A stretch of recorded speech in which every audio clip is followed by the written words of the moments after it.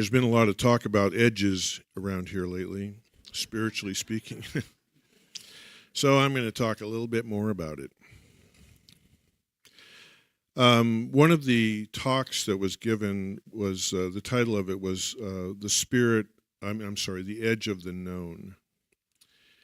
And I spoke at another center last week, and then now I'm speaking here, and I've been thinking about this whole topic, and last week I had to go directly into it, and so I wanted to look up a definition of the edge of the known. I kicked around some kind of metaphysical websites. I found this definition, which is really meaningful to me. So, according to this, it says, the edge of the known refers to a boundary between current understanding, knowledge, or experience, and the unexplored, unknown, or uncharted. It represents the frontier of consciousness, a moment of free fall or awakening. A moment of free fall or awakening, and this is it, with no ego to land on.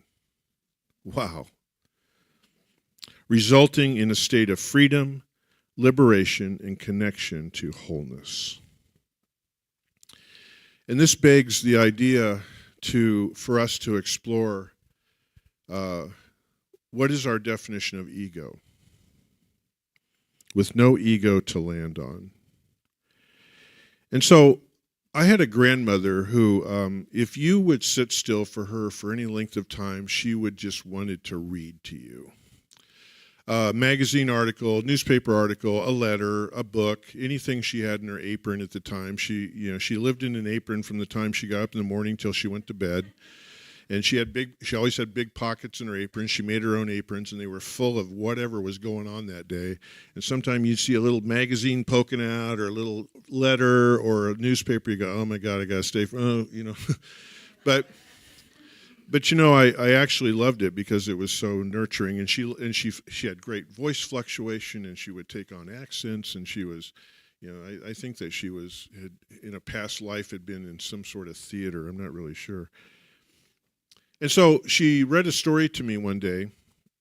In the summers, I used to go visit them for 2 weeks. I would stay with them for 2 weeks. My sister would stay with them for two other weeks. And then at the end of that, they would tell my mom, okay, you got them now for the rest of the year, okay? No, but they were wonderful people. And she read me a story, and I think you've all heard this story. It's a pretty common story. And I will never forget it because, and I'll explain why I have carried this with me my entire life. And it's become very meaningful to me, especially around the idea of ego. So the story is that there was a bunch of people who were collecting monkeys for zoos. They were trying to capture monkeys for zoos. And I don't know if it was Asia or Africa or whatever. And so they would take a ceramic jar, imagine a vase of some kind where the top would be open, and it would narrow down, and then, of course, it would go out, so the ceramic jar. And so if you took your hand and it was loose and open, you could move it down into the jar. And then if you made a fist down there, you couldn't get it out. And so monkeys obviously have the form of a hand. And so what they would do is they would place something that they knew the monkey wanted, a piece of fruit, or I think the story referred to sweet rice, which is, I don't know what that meant. And so they'd put him out there, and then the monkeys would, oh, that's in there, so they'd grab it, they'd take it, and then they would come out to capture the monkey. And the monkey would not release what it had, so it couldn't get its hand out, and so then it couldn't climb, it couldn't get away.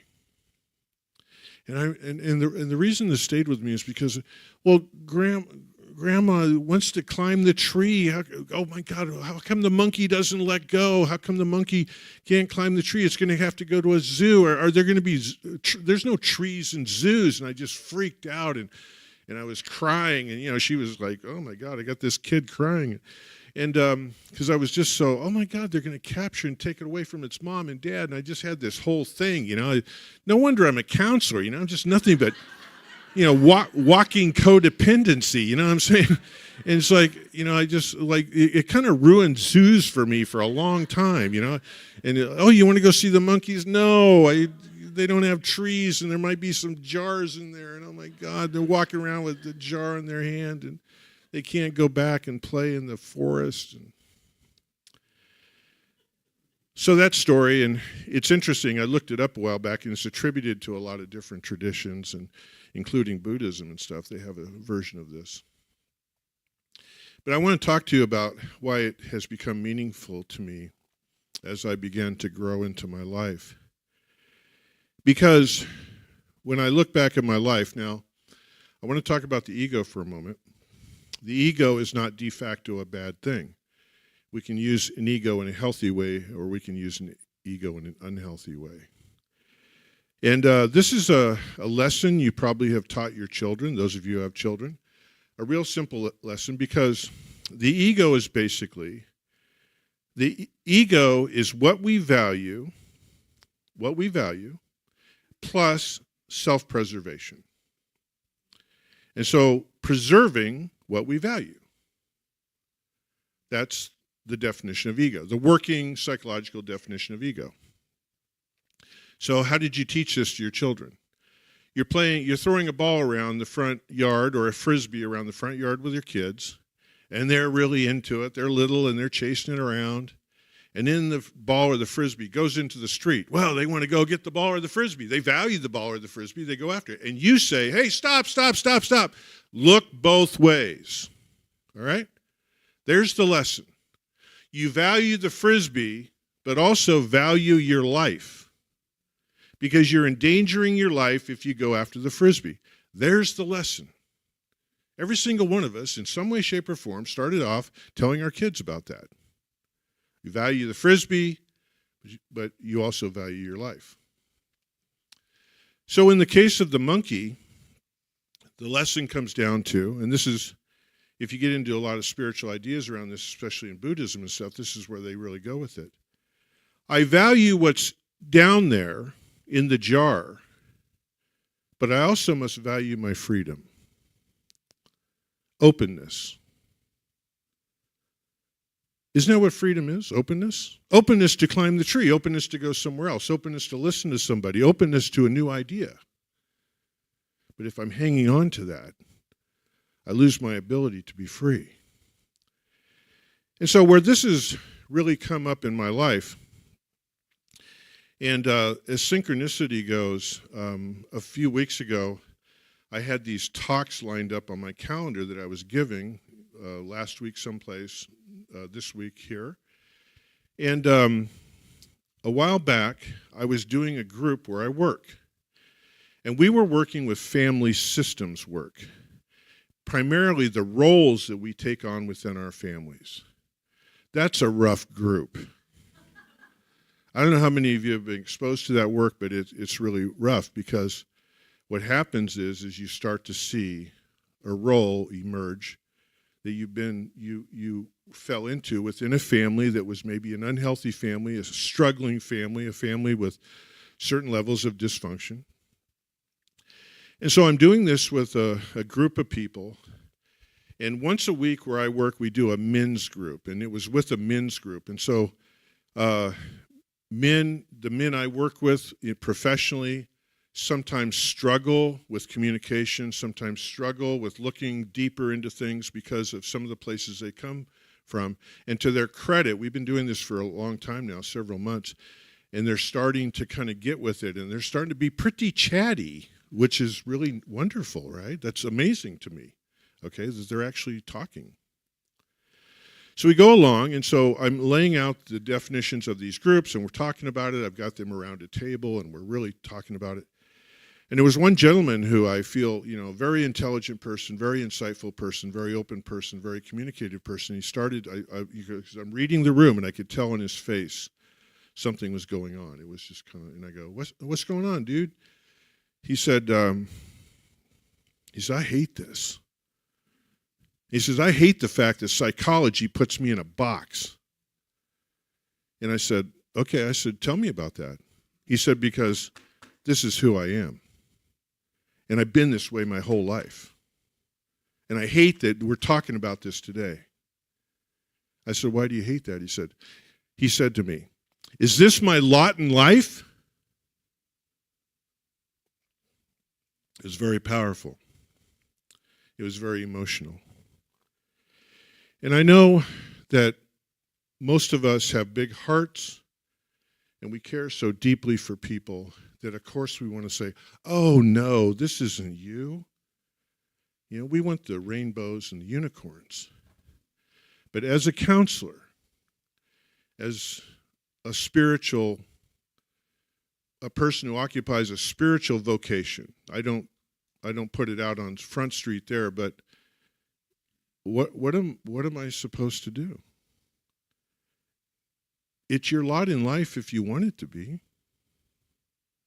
God, that's harsh.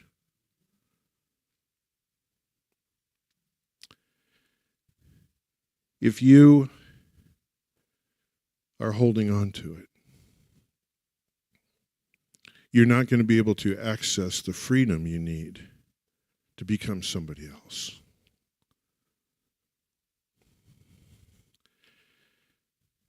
Now, how do I know this besides my training and whatever education I have? I know it because I'm the monkey. I know it because when I am struggling in life,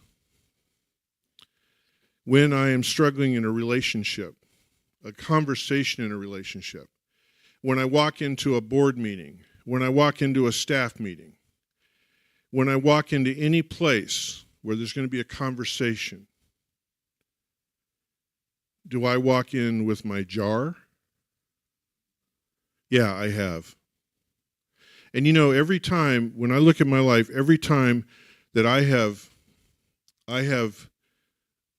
shown up regrettably in any of those situations,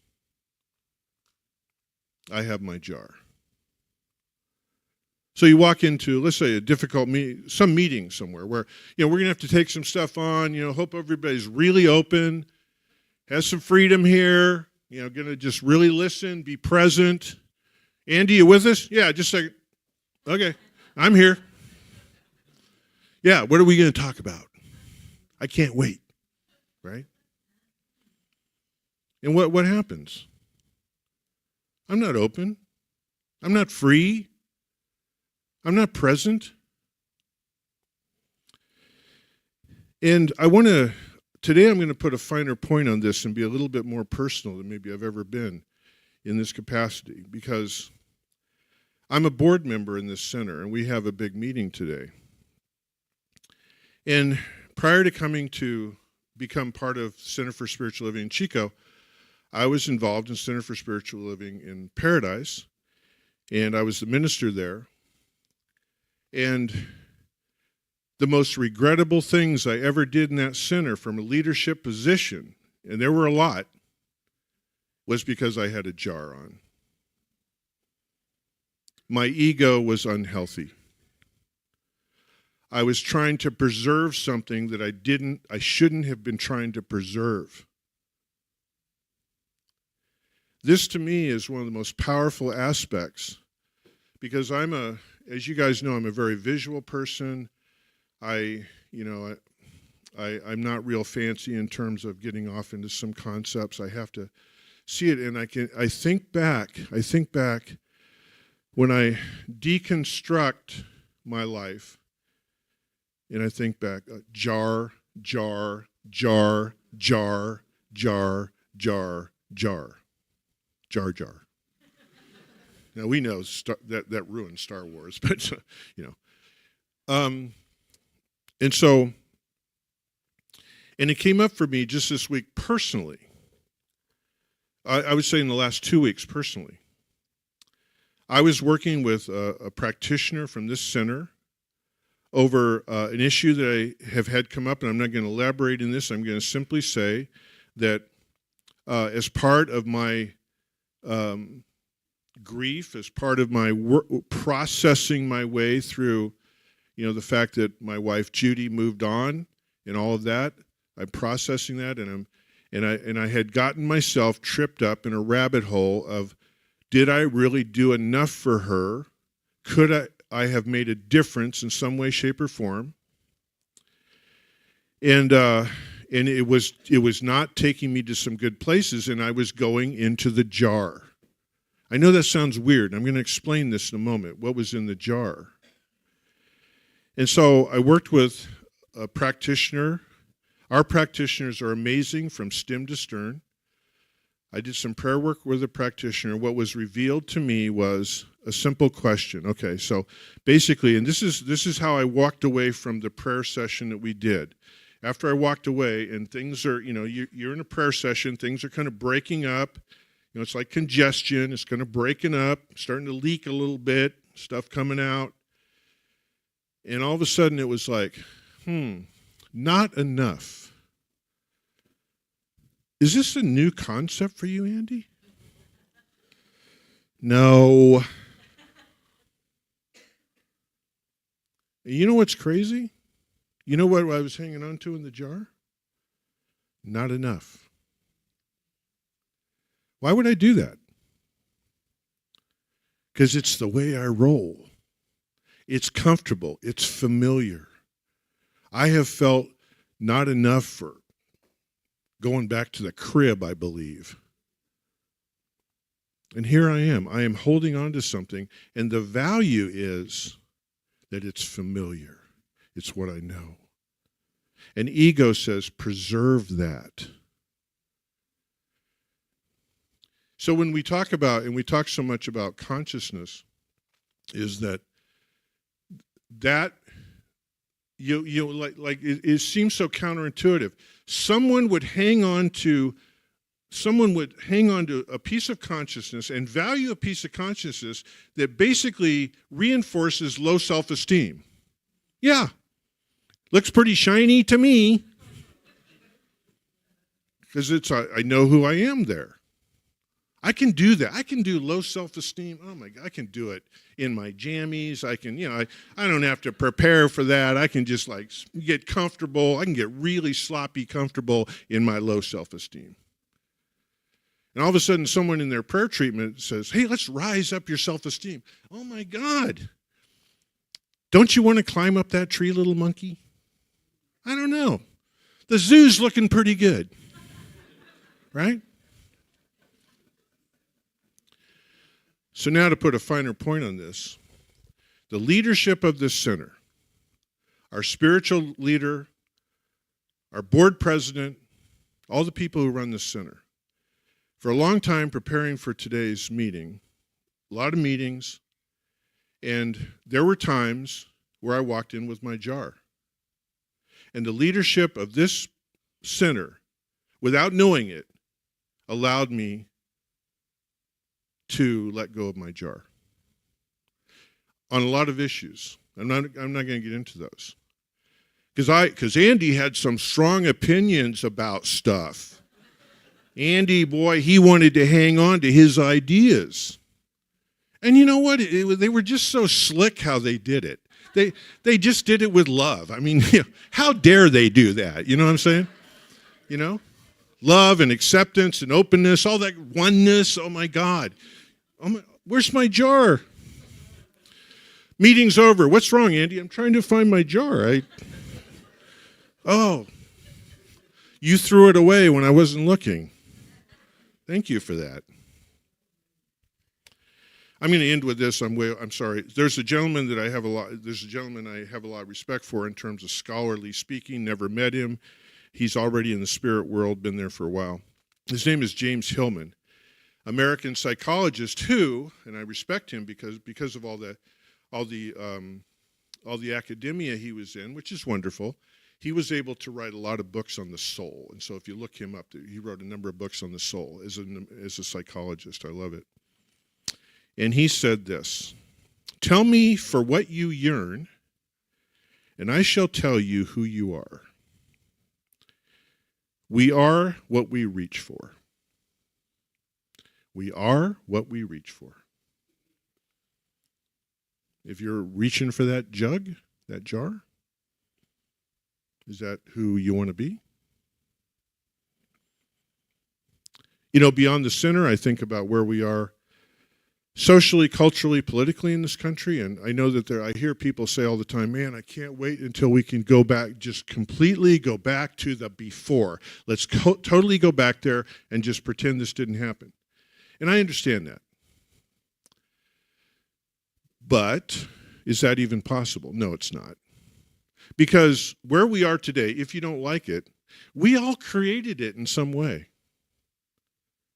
And if we just go back to our egos, then we're just going to recreate it. So we are being called in our culture, our society, and our politics to be willing to go beyond our ego, beyond the known. And so today, as I think about all of us in terms of living our lives within our culture, within ourselves, within our families, within our center, I love the idea that we have the choice to let go of what's in that jar and to come into everything open to whatever. All right. Thank you very much, you guys. I appreciate it.